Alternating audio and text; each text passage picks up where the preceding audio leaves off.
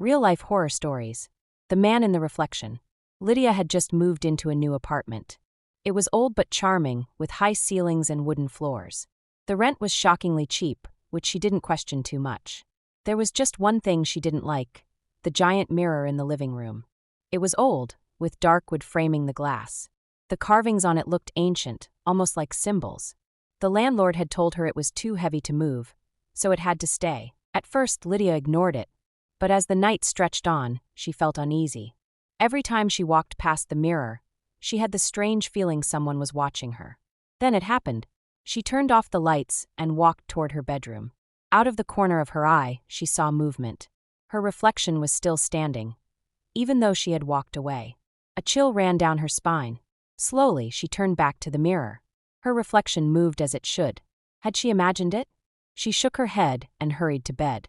But as she lay in the darkness, she heard it. A faint sound.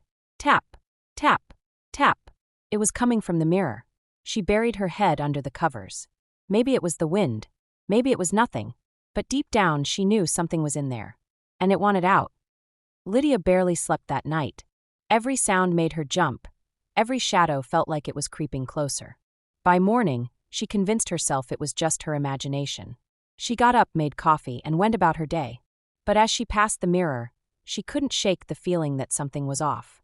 She decided to test it. Standing in front of the mirror, she raised her right hand. The reflection did the same. She tilted her head left. So did her reflection. Then, just to be sure, she suddenly turned away. But this time, she caught it. For a split second, her reflection didn't move. Her heart pounded. She turned back quickly. Now, everything seemed normal. Was it just her eyes playing tricks on her? She forced a nervous laugh and grabbed her phone to take a picture of the mirror, thinking she'd prove to herself that it was fine. When she looked at the picture, her blood ran cold. There were two figures in the reflection.